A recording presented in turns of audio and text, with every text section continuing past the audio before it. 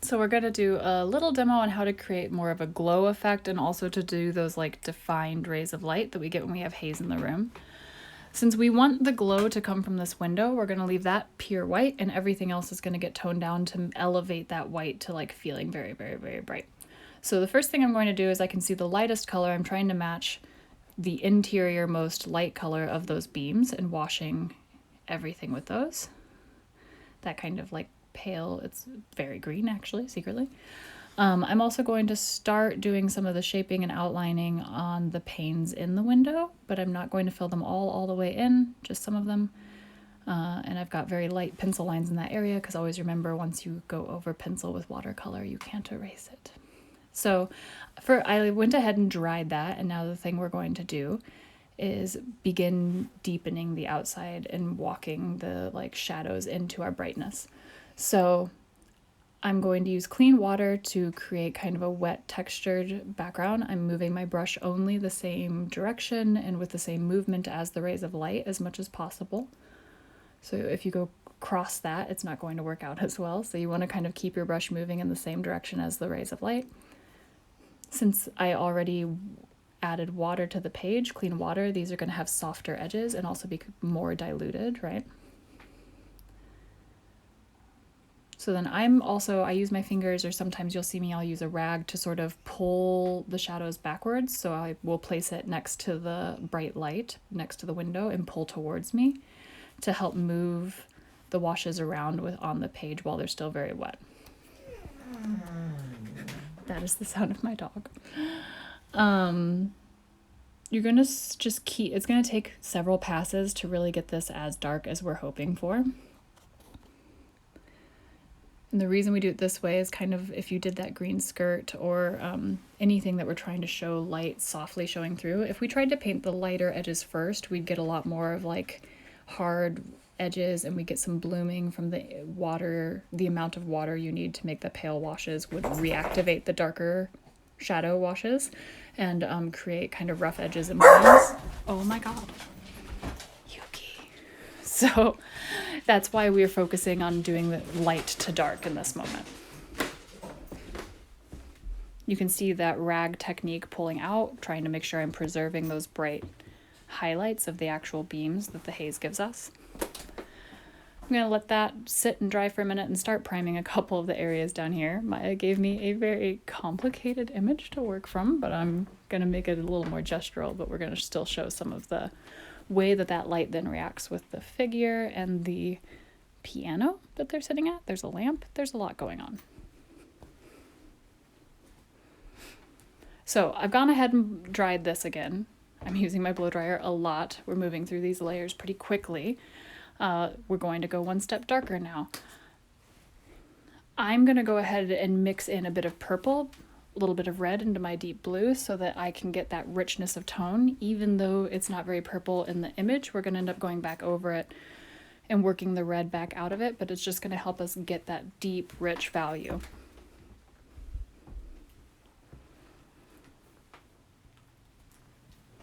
There's an arch over the top here that I'm going ahead and filling in with as much depth as I can. There's kind of where it's that first break of light across it, so that's where I'm going to do clean water on my brush and a back and forth motion to feather the edge of that dark wash.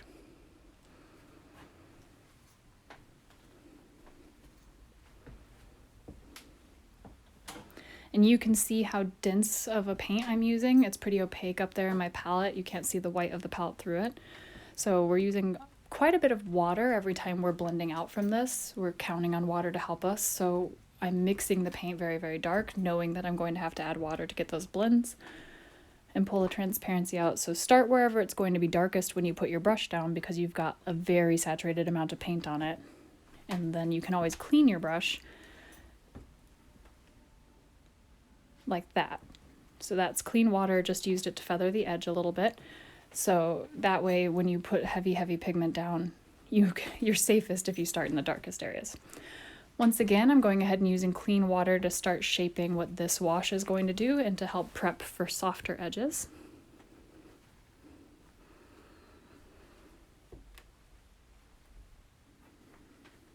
Still using that kind of purpley blue. So I'm putting it out where I'm going to want it to be really dark, and then with a flick of the very point of my brush, I'm moving it, kind of pushing it, flicking it towards our light source. And you can see that because the clean water is down, it gets already a soft edge, but then I'm always going to dry, like clean my brush, pull a little extra water out of it, and use it a little drier to soften those edges. But since it's so wet on the page, I have time to work on the piece as a whole. I don't have to worry about it drying out on me. It's a very, very wet wash. I put water down and I used a lot of water when I was doing it. So it gives me time to not kind of get too worried about it and wait until now where I can now, you know, soften those edges, move it around a little bit, feather. That rag technique works great. So now I've got a clean, dry brush that I'm using to pull that wash kind of up and into it a little bit more. It's constantly playing with wanting it to edge in, but not wanting it to overtake the light. So I've cleaned it once again, and I've pulled all the water out of it that I can, so it's kind of dry, which allows me to do a little bit more detail, but also a clean, dry brush is fantastic for feathering the edge of a wet wash.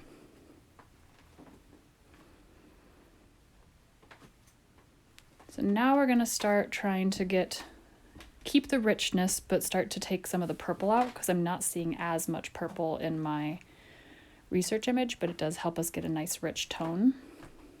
You can see there how I used clean water. That was a really, really dark standing wash, kind of an obvious shape. Just a little touch of clean water on a clean brush will just diffuse that so nicely.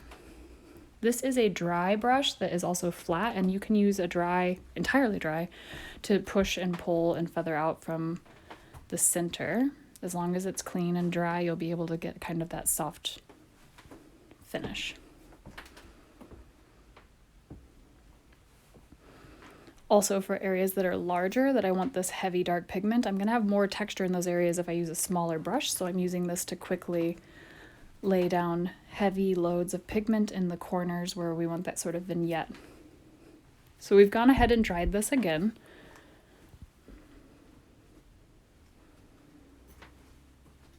And I'm going to mix sort of a greenish blue that's going to help neutralize some of our red, because green's the opposite of the color wheel, right? So this one's like a very, very deep green, tealish, deep blue. Lots of pigment, still very dark, but I'm using that green in it to help counteract the red from the purple, because it got a little vibrant on me. But I do think like it takes so many layers to get things dark and to get them really truly to be your deepest shadows, that purple blue is the one that for me always gets the deepest in value. So it's nice to be able to use that and then just counteract it, neutralize it, and keep the value, but change the color.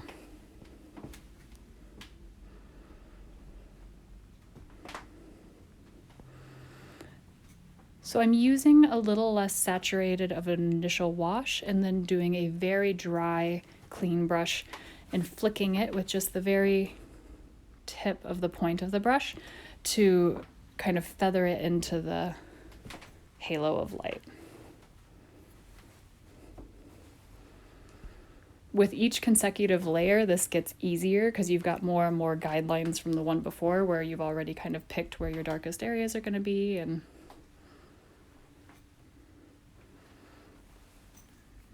But you can see why we work from light to dark, why we're slowly allowing the darkness to like bleed into and swallow the light, because that's a lot easier and controlled than painting it the opposite way. If you just had to paint the darkest part straight up, you'd probably end up with really harsh edges. So this is how I'd recommend doing light effects like this or atmosphere like this. It gives you a lot of control. Now in this bottom section that I've kind of been ignoring, we now really need to add some of the darker shadows that define what is going on down here, that make the piano actually feel like it's in the space instead of just a weird outline.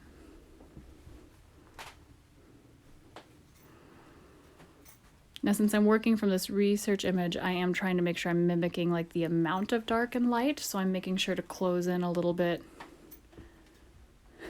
And then I missed and got it in that. You could probably frisk it. I did not.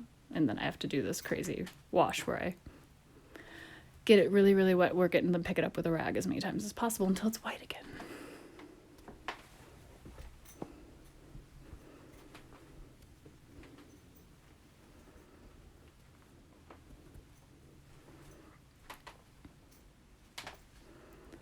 Starting to add the shadows that also shape the lady, the stool, the piano, and making sure that they are as dark as I can get them, because looking at that research image, it has a really deep value range.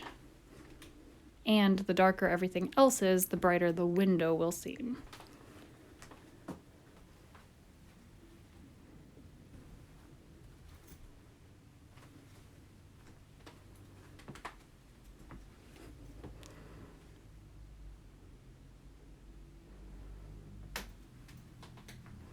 Realized that I had a little bit too much light in this bottom out corner, so once again I've laid down a heavy wash with a lot of pigment. I've cleaned my brush, I've taken all the water out of it that I can, and now I'm using that dry point to feather. Every time you see me like pinch my brush like that, that's literally me like squeegeeing the water out of it. So that means it's clean and I'm taking as much water out of it as I can so that I have like a very controlled tool. So I've gone ahead and dried this again. I'm using a colored pencil to bump a few of our highlights because I didn't really work to paint around these as well as I should have. And I certainly didn't frisket them, but it also kind of helps us start to define what that light is doing. Realizing I left too much of a highlight there, so starting to close this in. It's a balancing act, always seeing how dark you can get your shadow and then making sure that you've got the highlights and the midtones to balance that out. So usually every time you darken your shadows, you also have to kind of tweak your midtones to make sure there's something to bridge that dark shadow into that brighter light. I put white gouache where I spilled, it's fine.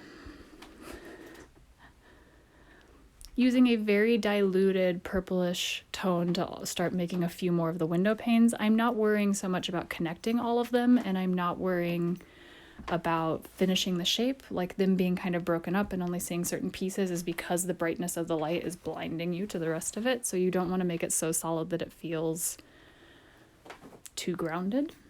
It stays more ethereal this way. So white colored pencil for a couple of details. I am now using just a tiny amount of thin wash of black. I don't even keep black on my palette usually, but I got it out just for this, just so you can see how little black it really takes to then bump these very final details. And it is mixing with all the layers underneath it, so the end result isn't actually black still. It's definitely mixed with these purples, with these blues, so it's a very rich tone with a lot of texture to it still. But it neutralizes and helps us get very specific. I would always use it last because, like we've talked about, it has a tendency to move on you if you touch it with any water or anything else, so it's a nice final step.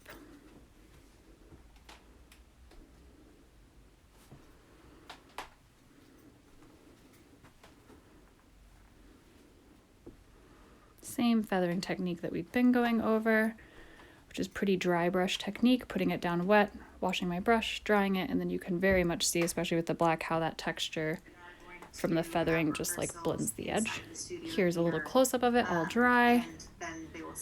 I did finally and eventually fill in that bottom right-hand corner. Here so you can kind of see how many layers we did to create that very soft transition between the colors and the variegated line work that looks like the haze. And that I hope helps very much. Good luck.